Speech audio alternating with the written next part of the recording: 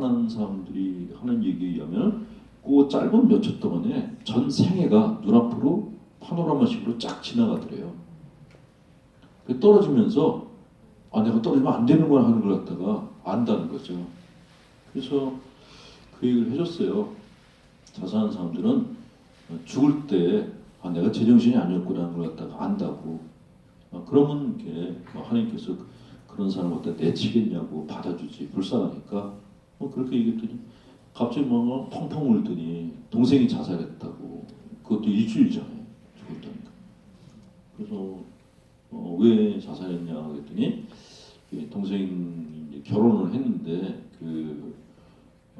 동생은 이제 기러기 아빠고 와이프가 이제 애들 데리고 이제 외국에 나왔다는 거예요. 근데 이 와이프가 동생한테서 이제 돈만 빨아간다는 거죠. 빨대를 꽂은 거죠. 그 돈만 빨아가고 남편에 대한 케어가 없고 계속해서 돈만 달라고 보채고 그 동생이 나중에는 이제 너무 돈 보내주는 게 힘들어서 누나한테 부탁을 했대요. 나 돈 좀 빌려달라고. 이 누나가 그 동생을 되게 좋아하는데 내가 너를 생각하면 주고 싶은데 이 돈이 또 그전한테 갈 거 생각하니까 못 주겠다. 그랬더니 그렇지 미안해. 그리고서 자살했던 거예요. 그러니까 이 자매가 내가 그런 동생한테 그걸 줬어야 됐지 않냐. 그거에 대한 자책을 너무 많이 하는 거예요. 그 다음에 하는 얘기가 그래서 동생이 원혼이 돼가지고 나한테 복수하러 오지 않겠냐. 거기까지 막 두려워하는 거예요. 혼자서 방에 못 있겠다고. 근데 그런 마음이 들만 하죠. 그렇게 한 사람이 죽으면 남은 가족들은 트라우마에 걸려요. 오랫동안 심리적 외상을 안고 살아야 됩니다. 그래서 자살은 절대로 안 돼요. 자살은 자기 하나만 죽이는 게 아니라 주위 사람들 다 죽이는 행위예요. 그건 정말 대죄예요.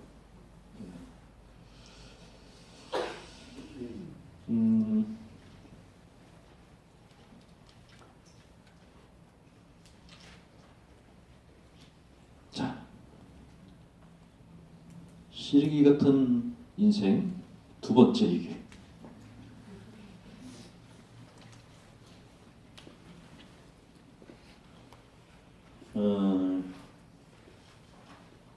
요새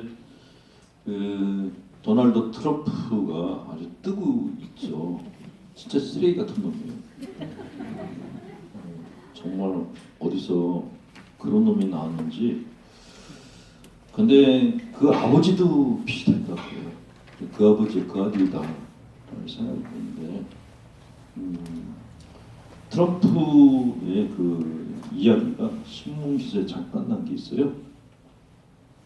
13살 때 음악 교사를 팼대요.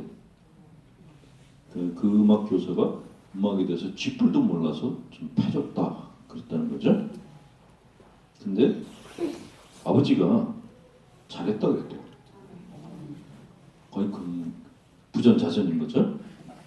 아버지가 또 아들한테 조언을 해준 게 너는 왕이다. 적들을 깔아뭉개라.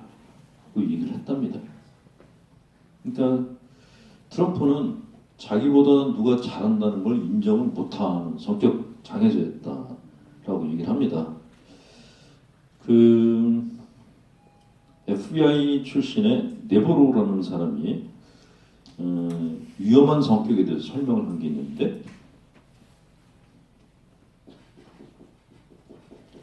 나르시시스트, 감정 불만형, 편집증, 포식자 이렇게 네 부류의 사람들이 굉장히 위험하다라고 얘기를 했어요.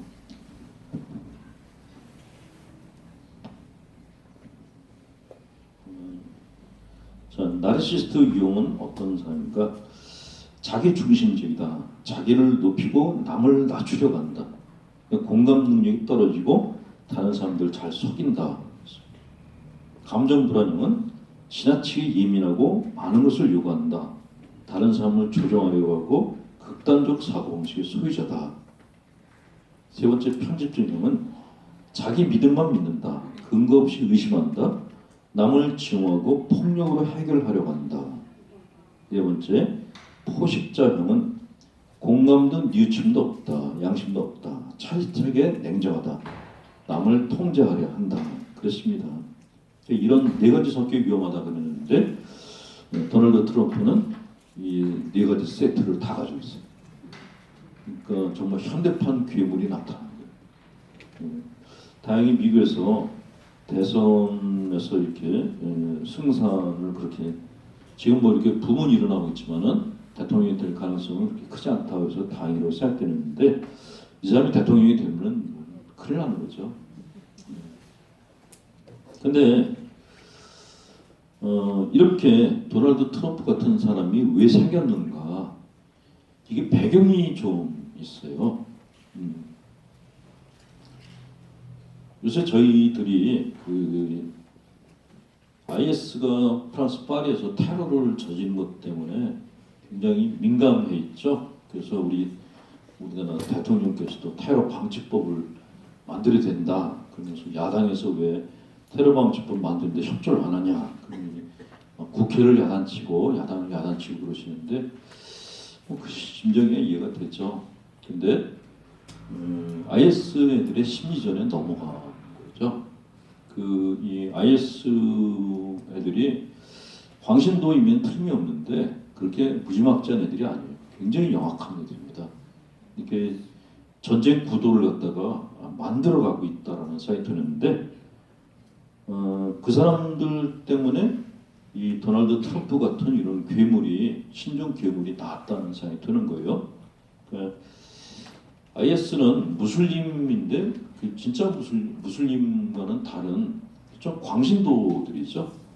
지나친 율법주의자들이고 자기들이 통치하는 그 구역 안에서는 너무 이렇게 그 교조주의적인 그런 그 신앙생활을 강요를 하는 거예요. 특히 여성에 대해서는 거의 이렇게 학대하다시피 합니다. 여자들 그냥 성노예로 삼기도 하고 별 만행을 다 저지르는데 그 여자들이 짧은 치마 입고 가면 그냥 막 가서 뭐 패고 그런다는 거. 무자비한 애들이에요. 근데 얘네들이 이슬람 제국을 꿈꾸고 있는데 자기들이 갖고 있는 그 군대나 이런 것들이 이제 해외에 비해서 서구에 비해서 작죠. 큰 집단은 아니거든요. 그러니까 심리전을 펴고 있는 거예요. 어떤 심리전을 펴고 있냐면 일단 IS에서 테러를 해요. 근데 이 테러를 하는 그 지역들이 잘 보시면 아시겠지만은 이렇게 좀 이렇게 인지도가 높은 데만 건드려요. 그러니까 프랑스 파리나 아니면 또 일어났던 데가 어디였죠? 좀 이렇게 건드려 가지고 문제가 커질 것 같다. 전 세계적으로 이슈가 될 것 같다. 그런 데만 건드립니다. 그러니까 전면전을 하는 게 아니라 가가지고 그냥 이렇게 난사를 하고 그러니까 소규모의 전쟁을 벌이는 거죠. 근데 문제는 이게 파리 중심가에서 이런 일이 벌어지니까 전 세계가 공포에 떠는 거예요. 근데 이 친구들이 그 건드린 지역 중에 레바논의 베이루트도 있었어요. 거기는 폭탄이 터졌는데 터지지 않는 거예요. 그러니까 얘네들이 정말 영악한 게 이슈가 될 만한 그 도시만 건드리는 겁니다. 근데 그런 의미에서 보면 그 우리나라에서 테러가 일어날 가능성은 거의 없어요. 왜냐면 한국이 있는지도 모르는 나라가 너무 많거든요. 우리는 맨날 뭐 대한민국 그러는데 잘 몰라요. 제가 지지난달에 성지순례 갔다가 멕시코 수녀님들 만났어요. 스페인에서. 그럼 어디서 왔냐 그래서 사우스 코리아에서 왔다 그랬더니 어디? 그러는 거예요. 몰라요. 한국, 북한을 아는 나라는 많아요. 북한은 하도 미국하고 걸려가지고 노스코리아, 김정은 그러면 다 알아요. 근데 서울, 사우스코리아, 한국 그러면 잘 몰라요 사람들이. 예.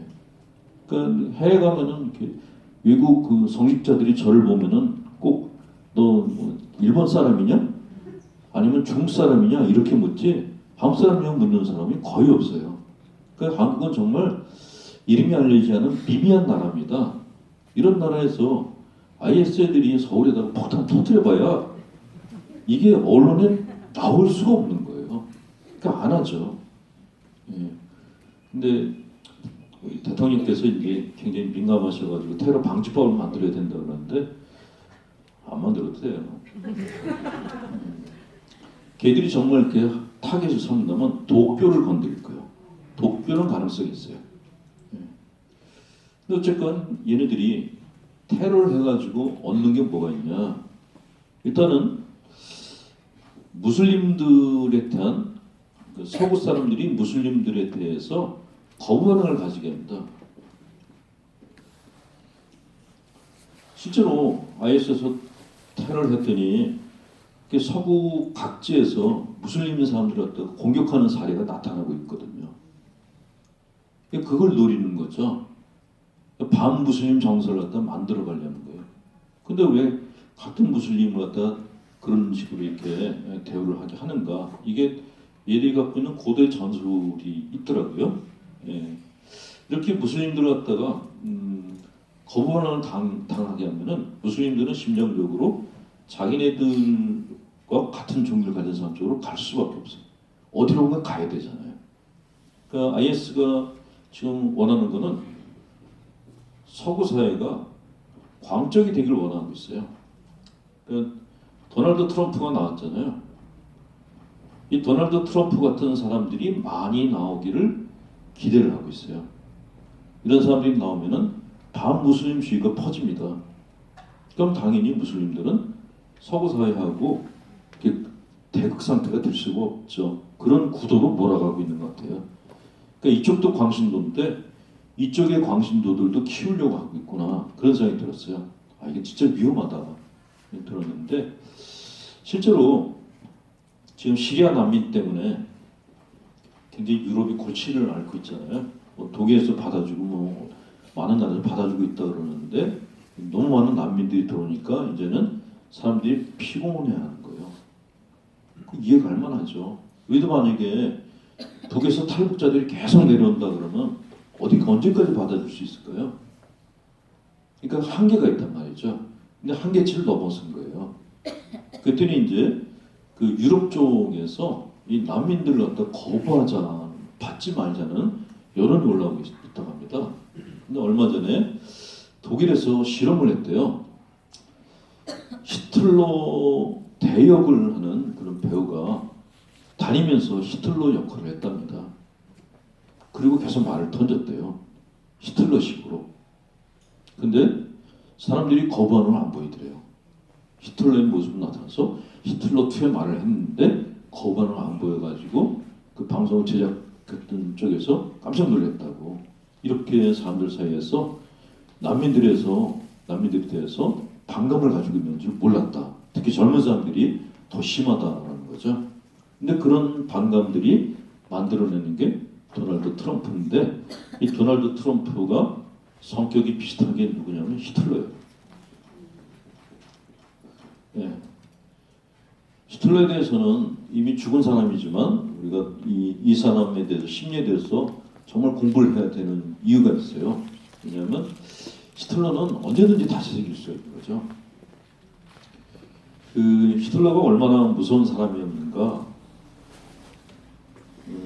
우리는 히틀러가 유대인들만 학살했다고 그렇게 알고 있는데 실제는 안 그렇고 저 폴란드 아이슈비츠 수용소에 가서 깜짝 놀랐던 게 독일 사람들도 죽였어요.